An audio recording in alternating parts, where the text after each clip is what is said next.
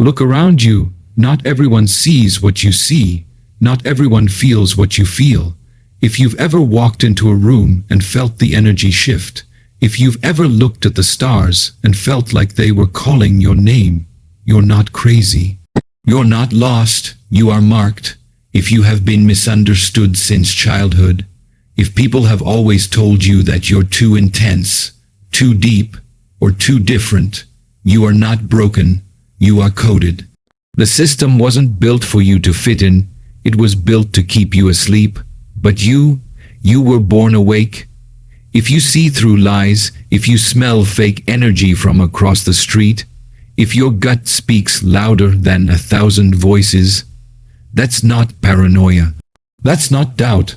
That is divine guidance. Chosen ones don't live easy lives. They live interrupted lives. Pain that should have crushed them, it shaped them. Betrayals that should have silenced them, they turned it into fuel. If you've ever cried with no reason, if you've ever felt joy that didn't make sense, if you've ever known something was coming without knowing how, you already know. The signs are not random. You've been through storms others wouldn't survive. You've been kept up at night by questions too ancient for books. You've lost people, places, versions of yourself. And yet you rise, not just to survive, to remember. And if your dreams don't let you sleep, if your heart burns without fire, if your silence feels louder than screams, then maybe, just maybe, you are not here to follow the map. You are here to build it. Being an outsider is often viewed as a flaw, a misalignment, or even a curse. From childhood, those who are different are labeled too loud or too quiet, too emotional or too detached, too imaginative or too blunt. Society has a script, and when you don't read from it word for word, you're cast aside. But what the world calls broken is often just misunderstood brilliance. There is nothing random about feeling like you don't belong, because you don't. You don't belong to the lie. You don't belong to the limitation. You don't belong to the noise. You were coded for something else entirely. This world, this system, this mechanical culture, it's not designed to support the chosen ones. It's designed to condition, to mold, to manufacture obedience. But the ones who are encoded, the ones who don't bend easily, who question everything, who resist comfort zones, were never meant to conform. They were meant to crack the code. Being an outsider is not a defect. It's a signal. It means your inner blueprint does not align with the artificial program running the show. Have you ever sat in a classroom and wondered why everyone else seems fine memorizing things they'll never use? Have you ever walked down a busy street and felt a loneliness not because you're physically alone, but because no one else seems to be awake? That's not confusion. That's awareness. That's the glitch in the matrix showing itself to you. You were never meant to nod along just to survive. You were meant to disrupt, to dismantle, to realign. And so, the discomfort you feel is not your failure, it's your feature. You don't connect to surface-level conversations not because you're rude or arrogant, but because your soul craves depth. You avoid crowds not because you're antisocial, but because you sense vibrations others ignore. You get drained by small talk because your spirit is calibrated for truth, not noise. You're not broken. You're encoded with precision, like a key that only fits a rare lock. You were shaped to open doors most people don't even know exist. From the beginning, the signs were there. The imaginary friends you spoke to as a child weren't imaginary. The dreams that felt more real than waking life weren't just dreams. The feeling that something was watching over you, guiding you, pushing you from within. That wasn't fantasy. That was memory. A kind of soul. Memory buried deep beneath layers of human distraction. And while others grew numb to it, you couldn't, you wouldn't. There's a quiet rebellion inside the outsider. A refusal to settle.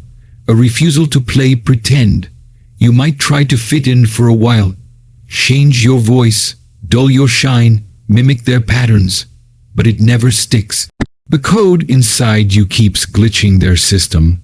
You walk into spaces and sense what's unspoken. You hear what's not said. You see the energy behind the words. You absorb emotion like a sponge and reflect it back as wisdom. That's not dysfunction, that's design. People will call you dramatic, overly sensitive, intense, too much. That's because they've spent their lives numbing themselves. You haven't. You were built raw, alive, unshelled. It's not a weakness. It's your edge. Your tears are data. Your fire is calibration. Your chaos is divine. You're not broken. You're operating on a frequency that requires a different kind of atmosphere. And when you're placed in an environment that doesn't recognize that frequency, of course you feel out of place. But the truth is, the place is out of alignment, not you. Every time you've been rejected, misunderstood, ghosted, or betrayed, it wasn't because you weren't enough. It was because your presence revealed too much. You're a mirror people can't look into unless they're ready to see their own reflection. You shine light into corners most people would rather keep dark. That's not an accident. That's assignment, and no amount of dimming yourself will ever erase that purpose. They'll try to give you labels, add, introvert, emotionally unstable, overthinker. But these are just human terms for what the soul already knows. You're tuned into layers of reality that most don't even acknowledge. You notice patterns. You feel atmospheres. You remember pain from lives you've never lived. The outsider isn't broken. The outsider is expanded. You're not missing pieces. You're carrying extra ones. When people say you're too serious, too focused, too passionate, what they're really saying is you remind them of what they've lost. Your energy is a disruption. It makes people pause. It makes people question. It makes people feel. Not everyone is ready for that. And so, they distance themselves. But that distance has nothing to do with your worth. It's a measure of their capacity. You're not supposed to shrink to make others comfortable. You're supposed to expand so others can wake up. Your solitude is sacred. The hours you spend in silence are not wasted. They're how you receive the transmission. The time you spend reflecting is how you translate the code. And even when you feel lost, even when it feels like no one understands you, the universe is aligning itself around your frequency. The right people, the right moments, the right activations, they all find you. They always do, because your path doesn't follow maps. It follows resonance. You've been walking through life like a live wire. Sparks flying, lights flickering, systems short, circuiting. Every place you touch either breaks or transforms. That's the power of your presence. That's what being encoded means. It means your very existence is a statement, a challenge, a prophecy. And even if you've tried to ignore it, run from it, deny it, your energy won't let you forget. Because the code doesn't turn off. It only gets louder. You're not here to fit the narrative. You're here to rewrite it. You're not here to beg for belonging. You're here to create the space you were missing. You are the shape that doesn't fit the puzzle because you are the piece that was never meant to fit. It was meant to reshape the whole picture. And maybe you've been broken. Maybe you've fallen apart. But that was just the shell cracking open to reveal the circuitry underneath. Every fracture led you closer to the design. Every scar etched more clarity into your identity. You weren't damaged, you were decrypted. So the next time you feel out of place, remember, you were never made to belong.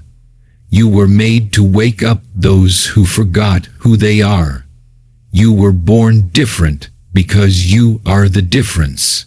Encoded, activated, untamed, you're not broken, you never were. Intuition is not a feeling. It is an ancient technology. It is older than language, stronger than logic, and deeper than reason. It doesn't ask for evidence. It doesn't wait for permission. It simply knows. It bypasses the noise, the fear, the analysis, and it plants a seed of truth right in the center of your being. If you've ever known something before it happened, sensed someone's true intention without a word being said, or been pulled away from danger without explanation, that wasn't luck. That wasn't coincidence. That was your internal compass sounding off, clear as day. And the more you listen, the louder it becomes. The chosen ones aren't smarter. They're not more educated, more experienced, or more prepared than others. They're simply more tuned in. Their channel isn't blocked by doubt. Their signal isn't jammed by approval addiction. They hear what others ignore. They feel what others suppress. Intuition isn't extra. It's essential. It's the difference between walking in darkness and walking with inner light. There's a reason why chosen ones often feel overwhelmed by people, places, or situations that others seem fine with. It's not that they're sensitive in a weak way. They are sensitive in a wise way. Sensitivity is not fragility. It is a radar system scanning every frequency in the room. It is the ability to detect what's beneath the mask, behind the smile, and inside the silence. And while others are fooled by appearances, the intuitive one feels the energy. Energy never lies. Intuition reads it before words even try. Sometimes intuition doesn't speak in full sentences. Sometimes it's just a shiver in your spine, a flutter in your stomach, or a weight in your chest. Sometimes it shows up as resistance, like when everything looks good on paper, but something inside screams no. Other times it shows up as peace in chaos, as if the storm is raging outside, but inside you feel clear, calm, directed. That's not delusion. That's divine signal. The world will try to convince you that intuition is irrational, that you need facts, credentials, data, and those things have their place. But they are external tools. Intuition is internal truth, and while facts change, intuition remains. You can't always explain why you know something, and you don't have to. The chosen ones aren't here to justify the knowing. They are here to follow it. Logic can lead you to the door, but only intuition can tell you whether to open it. How many times have you said, "I knew I shouldn't have trusted them," or "something felt off but I ignored it," or "I had a gut feeling but I let people talk me out of it"? That's not failure. That's training. Every time you disobeyed your intuition, you didn't lose your power. You just learned how costly it is to betray your own signal. And that pain teaches you to listen more fiercely next time. The chosen ones are the ones who trust without proof, not because they're reckless, but because they are remembering something older than reason. They are aligned with an intelligence that comes from their soul's contract. They've learned that when intuition whispers, it's already done shouting, and ignoring it has a price that logic cannot afford. There are moments in your life when something inside told you to walk away, and you didn't understand why.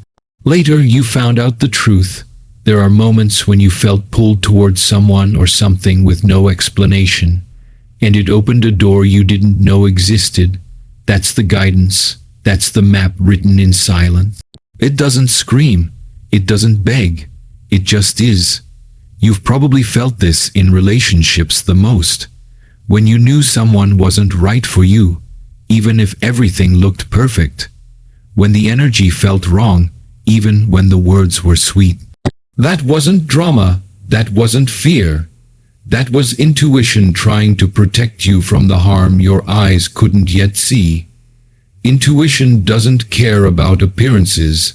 It scans vibration. It sees the truth wrapped in illusion and burns through it without asking for applause. When you start honoring that knowing, when you act on the feeling before the facts line up, you begin to move differently.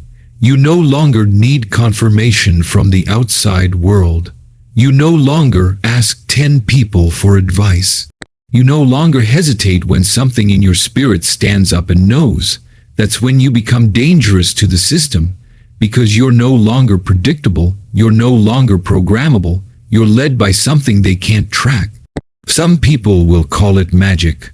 Some will call it prophecy. Others will call it madness. But you don't need their labels. You only need your alignment. Intuition will often take you places that make no sense to the logical mind.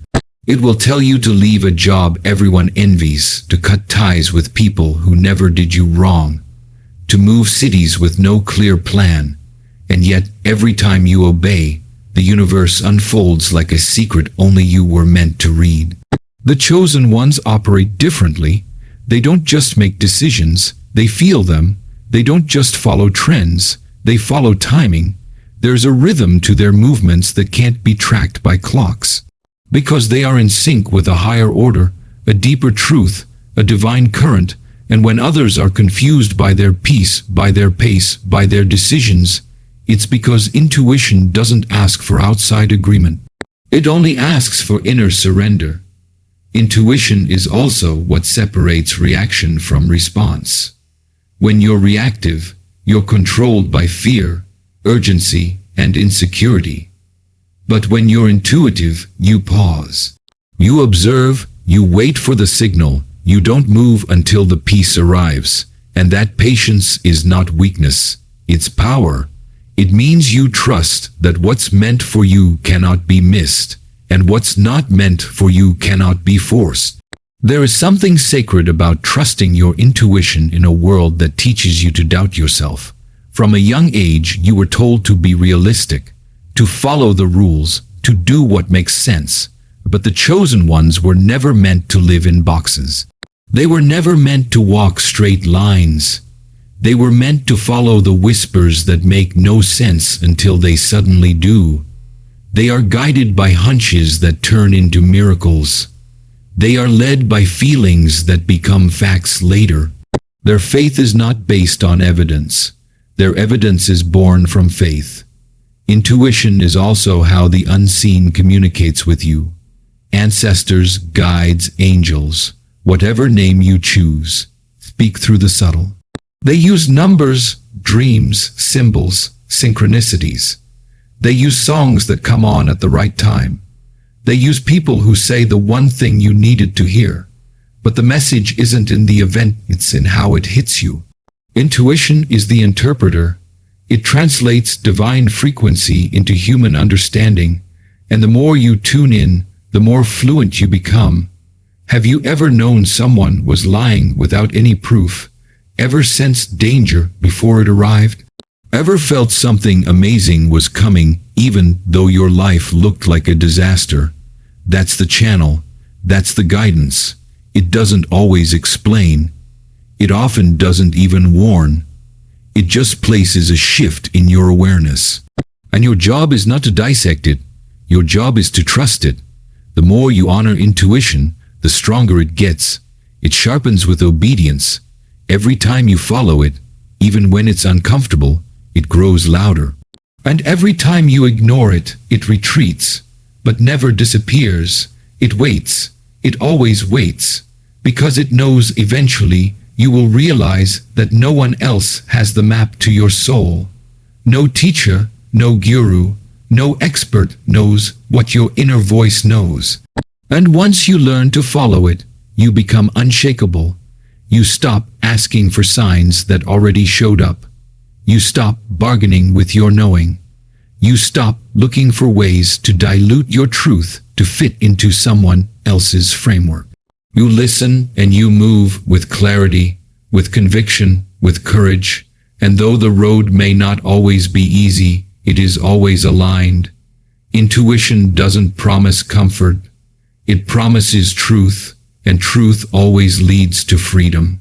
You might not always understand why you're being guided a certain way. It may not make sense in the moment. It may even look like loss, but intuition plays the long game. It sees what you can't yet see. It protects you from what doesn't serve your elevation. It redirects you from what looks good but will cost too much. And sometimes it delays what you want because it's preparing what you need. The chosen ones learn to walk by feeling, not by sight. They learn to trust the unseen even when the seen looks like failure. And that trust, that unwavering trust in the inner voice is what separates those who drift from those who are destined. The chosen ones don't walk with certainty in outcomes. They walk with certainty in guidance. And that's a different kind of power. That's the kind of power that bends reality, that shifts timelines, that moves mountains without lifting a finger. Because when you are aligned with intuition, the universe responds to your energy like a soldier to its general. This is why people are drawn to you but can't explain why they feel safe with you or intimidated by you or activated around you. It's not your looks, your words, or your resume. It's your field, your frequency, your alignment. Intuition isn't just a tool, it's your aura.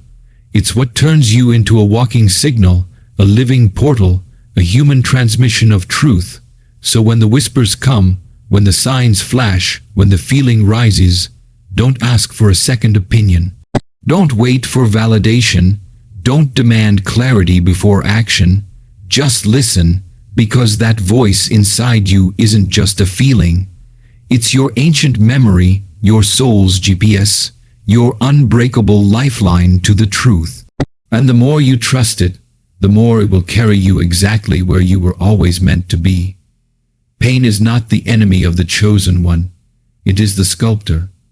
It doesn't come to destroy, but to refine, to strip away everything false so that only what is real remains. Chosen ones are not immune to pain.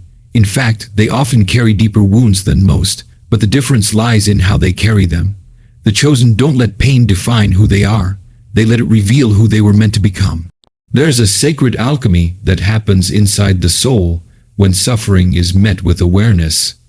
It's not about escaping the fire, it's about becoming the fire. From an early age, chosen ones are introduced to pain not as punishment, but as preparation. It might look like abandonment, betrayal, rejection, isolation, sometimes all at once, but none of it is accidental. Every heartbreak, every loss, every dark night is a layer being peeled back. The universe doesn't waste suffering.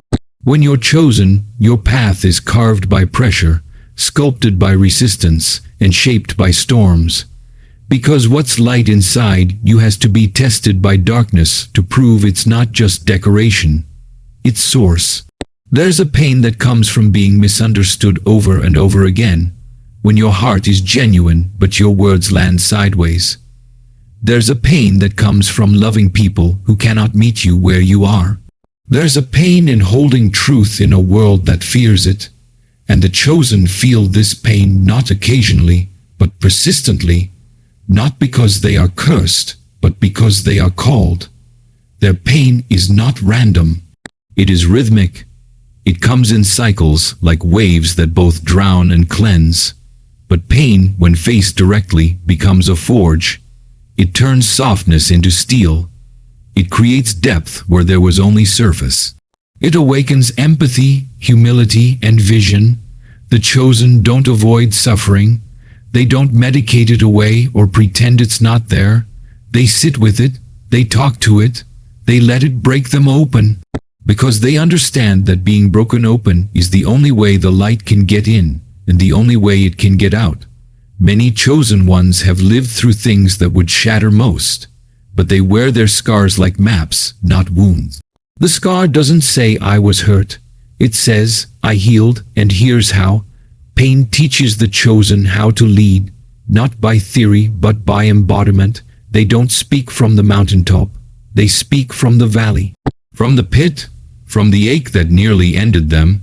And because they've walked through hell and came out still glowing, their presence becomes medicine. Pain also forces clarity. It strips away the illusions. When you're chosen, betrayal doesn't just hurt. It wakes you up. Rejection doesn't just sting. It redirects you. Disappointment doesn't just frustrate. It recalibrates your soul. Every no becomes protection.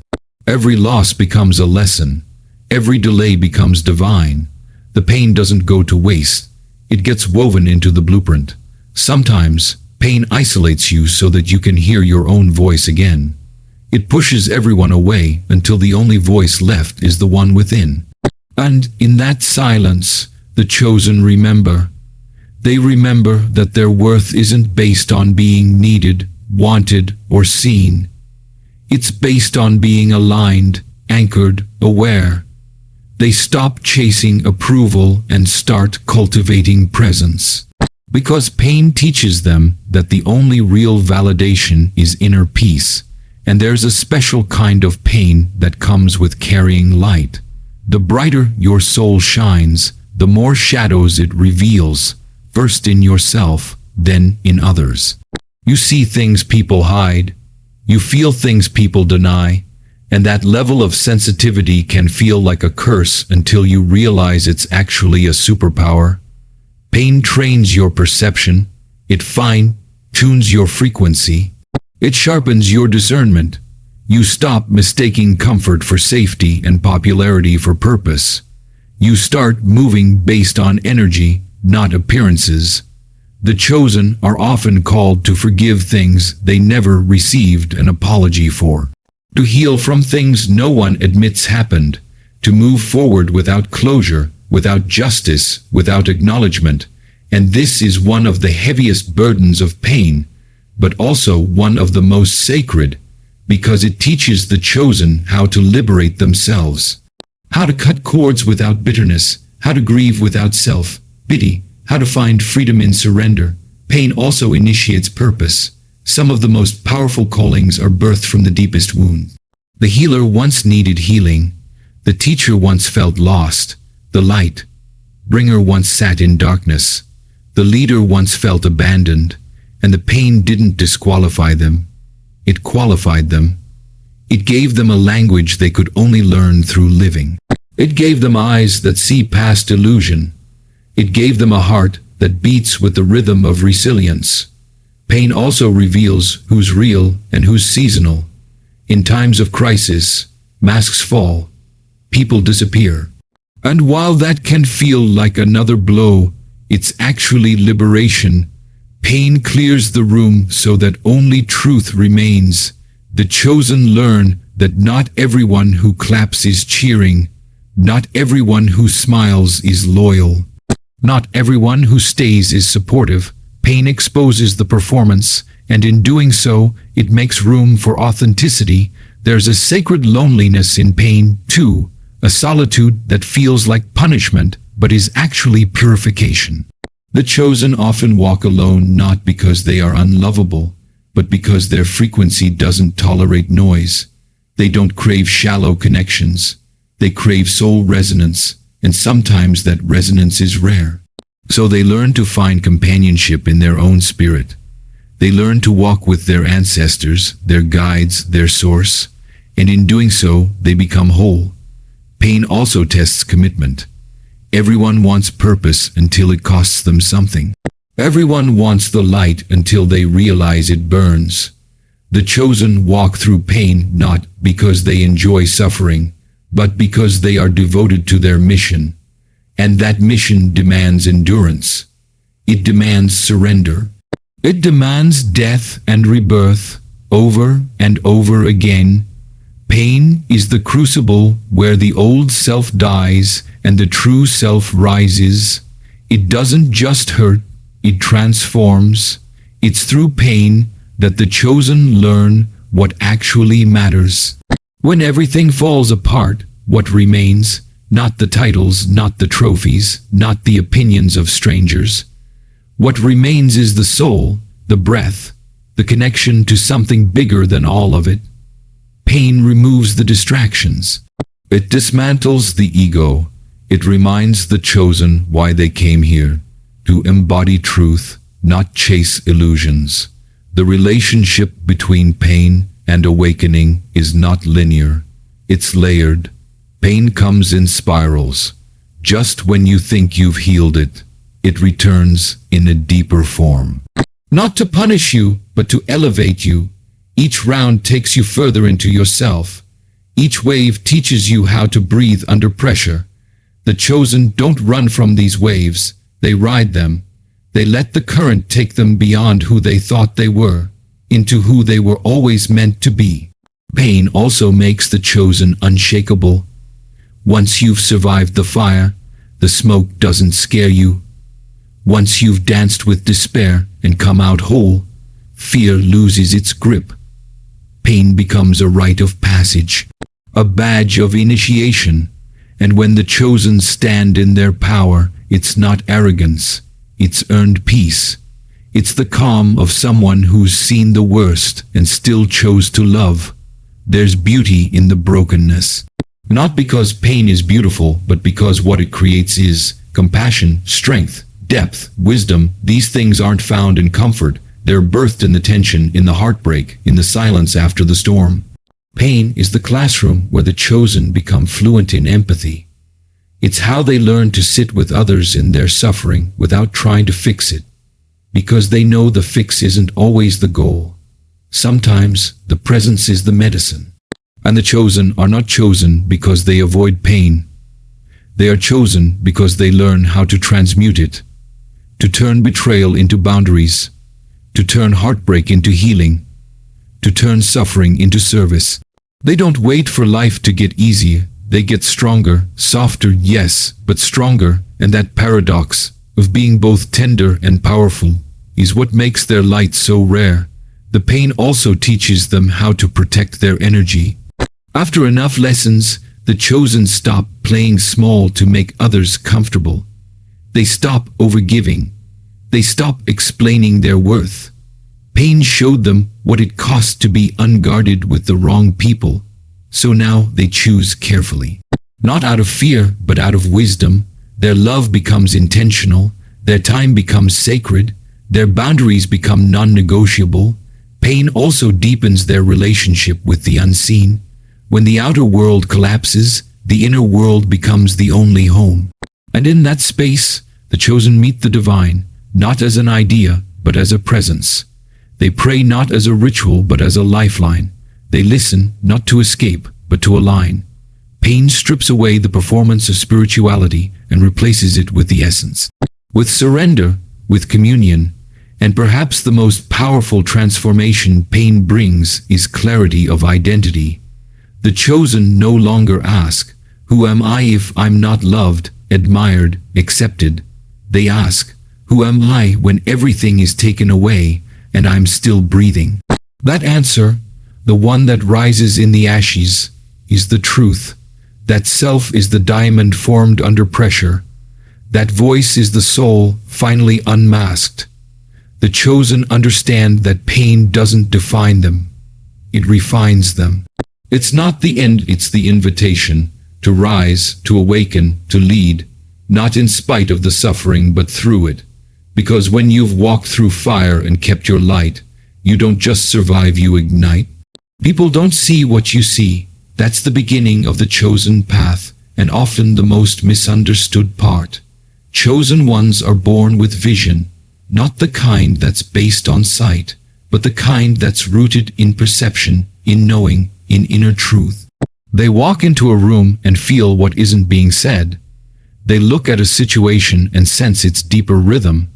They meet a person and perceive not just the face they wear, but the energy behind it. This isn't intuition for convenience. It's a burden of insight. Seeing what others are blind to isn't always a gift that feels good. Sometimes it's the loneliest awareness there is. Because when you see beyond the veil, you can't pretend you don't. You can't go back to playing roles or participating in illusions that no longer resonate. The chosen ones are often the first to sense when something's off, long before it manifests. They pick up on the subtle shifts in energy, the quiet fractures in truth, the gaps between words and intention. And yet when they speak on it, they're often dismissed, called sensitive, dramatic, even paranoid. But they're not imagining anything. They're tuned in, deeply, constantly. This awareness often creates distance. They find themselves walking alone, not by choice, but because the crowd isn't walking their way. Most people don't want to look beneath the surface. Most want comfort, not clarity. But the chosen cannot unsee what they see. And the more they awaken, the more isolated they feel. Not because they're broken, but because they're being positioned. Positioned to lead, to heal, to challenge the narrative. Not by force, but by frequency. Their very presence disrupts what is false, and disruption is rarely welcomed with open arms. The sight they carry doesn't come from books or external teachings. It comes from the soul. It's inherited. Ancient, cosmic. It whispers truths that don't need proof because they resonate so deeply. Chosen ones often find themselves knowing things without knowing how they know. They speak on future outcomes with a calm certainty that confuses others. Their predictions aren't guesses. They're echoes of timelines they've already visited in spirit. This level of knowing often scares people, even the chosen themselves. Because what do you do when you're always steps ahead in a world that moves in delay? The ability to see beneath the surface also comes with an emotional cost. You notice the masks people wear, even when they believe they're being sincere. You see the pain behind the smiles, the insecurity behind the arrogance, the longing behind the anger. You see the child in the adult, the wounds behind the words, and while this grants compassion, it also makes it harder to connect casually. The chosen are rarely satisfied with surface-level exchanges. They seek soul resonance, depth, authenticity. And in a world addicted to pretense, that depth often feels like too much. Being chosen means you are a mirror, and not everyone likes what they see in a mirror. Your light exposes shadows, not intentionally, but inevitably. Just by existing in your truth, you challenge others to confront their own. Some are inspired by this, others are triggered. Some lean in, others run away. But the chosen cannot dim their light to make others comfortable. They've tried that, and it only leads to inner conflict. Eventually, they learn that their sight is not meant to be silenced. It's meant to be shared. Carefully, wisely, but shared nonetheless. Many chosen ones carry the role of the black sheep in their families, not because they're rebellious, but because they don't fit into the boxes. They question traditions that others blindly follow. They challenge dynamics that others tolerate. They sense ancestral patterns and know, instinctively, that they were born to break them. They feel called to rewrite the narrative, even if it means being misunderstood, ridiculed, or excluded. Because their sight isn't just for themselves, it's for those who came before and those yet to come. It's legacy, level vision. This inner sight also makes chosen ones deeply creative. They are artists, storytellers, builders, healers, innovators, not because they chase titles, but because they have to give birth to what they see. They carry blueprints inside them, visions of what could be. And even if they don't have the resources or support, they begin building anyway. They know that manifestation doesn't start with money or approval, it starts with belief.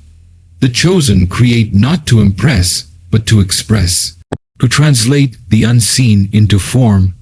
To make the invisible visible.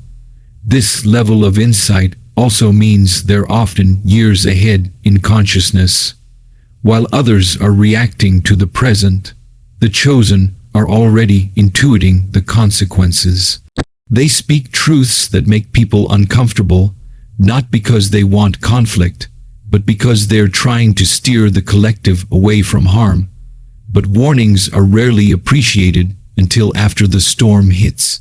And so the chosen often endure the pain of being ignored, only to be remembered too late. Yet even then, they don't say, "I told you so." They say, "Let's rebuild." The ability to see what others miss also leads the chosen to carry impossible standards. Standards they never asked for, but feel responsible to uphold. They don't just see the potential in others, they see the potential in themselves.